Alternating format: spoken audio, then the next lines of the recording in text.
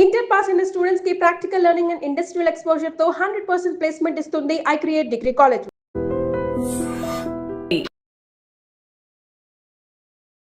నమస్తే అమ్మా. నమస్తే అమ్మా. అమ్మా, ఇంట్లో తులసి మొక్కని పెంచుకోవడం మనం జనరల్గా అందరూ పెంచుకుంటూ ఉంటారు. అసలు తులసి మొక్క ఉన్నప్పుడు ఎటువంటి నియమాలు పాటించాలి? ఇంకొకటి, కొంతమంది తులసి మొక్క మాకు ఆనవాయితీ లేదు అంటారు, కొంతమంది తులసి మొక్క ఉండడం కూడా ఇష్టపడరు. ఇలా ఉంటుందా అమ్మా ఆనవాయితీ లేకపోవడం? నేను ఎప్పుడు వినలేదమ్మా తులసి మొక్క పెట్టుకోవడం మాకు ఆనవాయితీ లేదు అన్న మాట ఇవాళ మొదటిసారి వింటున్నాను. ఎందుకు అంటే తులసిని పూజించటం హిందువులు మాత్రమే చేసేటటువంటి పని అని చాలామంది అంటారు. హిందువులు కాని వాళ్ళు తులసి మొక్కని పెట్టుకోరు అని మనకి లెక్క.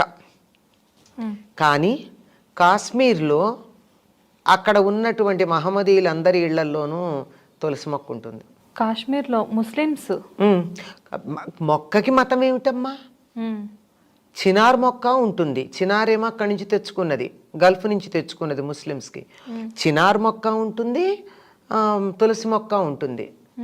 అంచేత తులసికి ఒక మతాన్ని ఆపాదించటం అన్నది, ఒక మందు వేసుకుంటే ఈ మందు ఈ మతం వాళ్ళే వేసుకోవాలి, ఈ మతం వాళ్ళు వేసుకోకూడదు అంటే ఎంత భయంకరమో ఇది అంతే.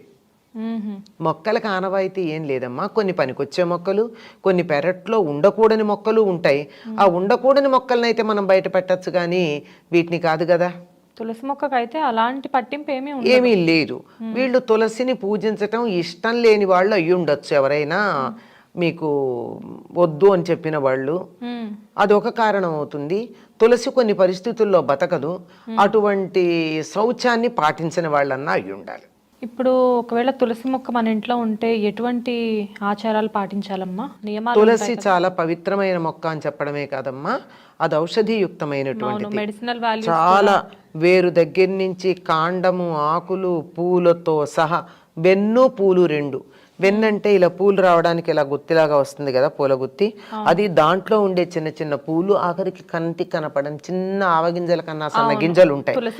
ఆ గింజలు కూడా వాటికి ప్రత్యేకమైనటువంటి వైద్యంలో ప్రయోజనం ఉంది.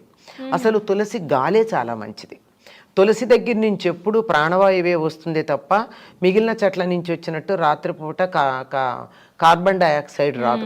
ఆక్సిజన్, కార్బన్ డైఆక్సైడ్ అలా కాకుండా మొత్తానికి ఆక్సిజన్. మామూలుగా చెట్లు ఏంటంటే పగటిపూట ఆక్సిజన్ వదిలిపెడతాయి, రాత్రిపూట కార్బన్ డైఆక్సైడ్ వదిలిపెడతాయి. కానీ అట్లా కాదు, ఇది ఎప్పుడు కూడా నిరంతరం ఆక్సిజనే వదిలిపెడుతుంది కనుక చాలా బాగుంటుంది. అది కొద్ది ఘాటైన వాసన ఉంటుంది, అరోమా ఉంటుంది. ఆ అరోమా వల్ల అనేక రకాలైనటువంటి బ్యాక్టీరియా మొదలైనవన్నీ చనిపోతాయి. అంతేకాకుండా అది వస్తువుని పాడవకుండా చూడగలదు, డిజనరేషన్ ఉండదు. తులసి గురించి పరిశోధనలు ప్రారంభించిందే సుమారుగా కొన్ని దశాబ్దాల క్రితం ఒక సంఘటన ద్వారా. అమెరికా సంయుక్త రాష్ట్రాల్లో ఒక మనిషి హత్య చేయబడ్డాడు, శవం దొరకలేదు, వెతికారు. చాలా రోజులకు దొరికింది. దొరికిన శవం ఏమాత్రం పాడవల, డేట్ అయితే తెలుసు కానీ డికంపోజ్ అవల. ఎందుకు అవలేదు అని వాళ్ళు పరిశోధన చేశారు. చేస్తే అక్కడ తులసి చెట్లే ఉన్నాయి, తులసి చెట్ల మధ్య పడింది. అంత పవర్ఫుల్, అంత శక్తి ఉంటుంది. అందుకే ప్రాణశక్తిని ఉజ్జీవింపజేసే లక్షణం తులసికుంది.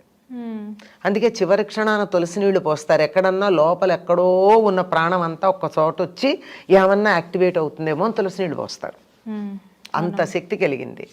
మరి అటువంటి చెట్టు ఉన్నప్పుడు ఏ నియమాలు పాటించాలి అంటే, ఆ చెట్టు ఎంత ఘాటైన వాసన శక్తి కలిగిందో అంత సున్నితమైంది, ఎక్కువ చలి తట్టుకోలేదు, అలాగే నెగిటివ్ వైబ్రేషన్స్ తట్టుకోలేదు.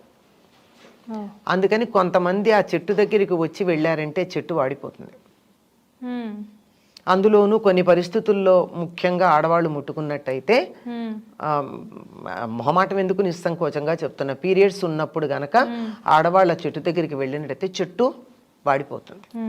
ఎవరో వాదించారు, మా ఇంట్లో నేను ఎప్పుడు ముట్టుకుంటాను, వాడిపోలేదండి, ఏం మాట్లాడుతున్నారని. నీలాగే అది కూడా గడుగ్గా అయి ఉంటుందమ్మా, ఎక్సెప్షన్స్ ఉంటాయి కదా ఎప్పుడూను. ఇది కూడా ఎక్సెప్షనల్ కేసు అయి ఉండాలి, జనరల్ అయితే కాదు. అన్నిటికీ ఉంటాయిగా అపవాదం అలా అని చెప్పా. అందుకని నాజుగ్గా ఉంటుంది గనక ఆ నెగిటివ్ వైబ్రేషన్ తట్టుకోగలిగినటువంటి శక్తి ఉండదు కనుక వాడిపోతుంది. అంతే, అంతకన్నా మరొకటి కాదు. ఎవరన్నా మాకు తులసి వద్దు అన్నారంటే అయితే సనాతన ధర్మాన్ని ద్వేషించేవాళ్ళు. అంటే మరో ధర్మాన్ని మీరు పాటించవచ్చు, తప్పేం లేదు, దీన్ని ద్వేషించాల్సిన పని లేదు. నాకు ఫలానది ఇష్టం అంటే వెళ్ళండి, కానీ మరో దాన్ని ద్వేషించక్కర్లేదు కదా. ఈ ద్వేషమే మేము దాని పట్ల ఇష్టం ప్రకటించుకోవడం అనేటటువంటి ఒక భ్రమలో ఉంటారు చాలామంది. ఆ భ్రమలో ఉన్నటువంటి వాళ్ళు ఇది అక్కర్లేదు అని చెప్పడం మనకు కనపడుతుంది. లేదా ఇలాంటి నియమాలు ఏమీ పాటించకుండా శౌచము లేకుండా ఉంటారేమో, అది కూడా కారణం అవ్వాలి తప్ప, లేకపోతే ఎవ్వరూ కూడా ఈ తులసిని దూరంగా పెట్టాలి అనేటటువంటి వాళ్ళు లేరు. అమ్మ, తులసిలో చాలా రకాలు ఉంటాయి. 5 రకాలు ఉన్నాయి. 5 రకాలు. 5 రకాలలో ఏ రకమైన మనం పూజకి సాధారణంగా మనం వాడేది మామూలు తులసి అమ్మ. ఆ తులసిలో కృష్ణ తులసి ఉంది, రామ తులసి ఉంది, లక్ష్మీ తులసి ఉంది. మనం ఎక్కువగా వాడేటటువంటిది ఈ లక్ష్మీ తులసి ఎక్కువ వాడుతూ ఉంటాం. కృష్ణ తులసి అంటే ఊదా రంగు, ఇప్పుడు మీరు వేసుకున్నా నేను వేసుకున్నా, వీటిల్లో ఈ రంగుతో ఆకులు వస్తాయి, ఈ నెల ఆ రంగులో ఉంటాయి. దాని దగ్గర ఘాటు ఎక్కువ, దాన్ని కూడా పూజించవచ్చు. అలాగే రామ తులసి అంటే అసలు కాడది ఎంత పెరిగినా కానీ లేత పసుపు రంగులు, లేత ఆకుపచ్చ రంగులోనే ఆకులును కాడ ఉంటాయి. మనం మామూలుగా పూజించుకునే తులసి ఇంత లేత ఆకుపచ్చ రంగులో ఉండదు, మామూలుగా ఉంటుంది, ఆకుపచ్చ రంగే ఉంటుంది. కాడ ముదిరితే కాస్త వుడ్ కలర్ వస్తుంది. ఇది కాక ఇంకా కర్పూర తులసి ఏవో 2-3 ఉన్నాయి, ఇంకా 2 ఉన్నాయి. 5 రకాల తులసులు. విష్ణు తులసి, ఇంకోటి ఏదో ఉంది, 5 తులసి. తులసి మొక్క కొన్ని చోట్ల వాడిపోయింది అంటారమ్మా, కొన్ని చోట్ల నిద్రపోయింది అంటారు. అంటే ఏంటమ్మా అసలు దానికి పరిష్కారం ఏంటి? అమ్మ, తులసి మొక్క 2 ఏళ్ల కన్నా ఉండదమ్మా, దాని వయస్సు అంతా. అంటే ఎండైనా నీడైనా కరెక్ట్ గా దానికి తగ్గ దానికి టెంపరేచర్ తగినట్టుగా పెడితే కూడా 2 ఏళ్ల తర్వాత చెట్టు ఉండడం చాలా కష్టం. ఎందుకంటే దాని వయస్సు అంతే, అది బైనియల్ అంతే, 2 ఏళ్ల కన్నా ఉండదు. అట్లాంటప్పుడు సాధారణంగా తులసి కోటలో ఎండిపోయిన తులసి మొక్క కనపడడం శుభం కాదు అని కదా మనం అనుకుంటాం. అవును, చాలా మంది తులసి మొక్క ఎండిపోవడం చూసి కంగారు పడి అమ్మో ఏదో జరగబోతుంది అనుకుంటారు. కానీ అనుకుంటారు, కానీ అందరిళ్లలోనూ 2-3 ఏళ్లకు జరుగుతూనే ఉంటాయి కదా. ఇది ప్రతిసారి ఏమి చెడు కాదు. కాకపోతే తులసి కోటలో ఎప్పుడూ చెట్టు పచ్చగా ఉండాలి అంటే 1 ఏడాది అయ్యాక సరిగ్గా ఇదే సమయం, ఈ వర్షాకాలంలో మన పూజలు వస్తాయి కదా, ఆ సమయంలో మళ్ళీ విత్తనాలు వేస్తారు అదే తులసి కోటలో.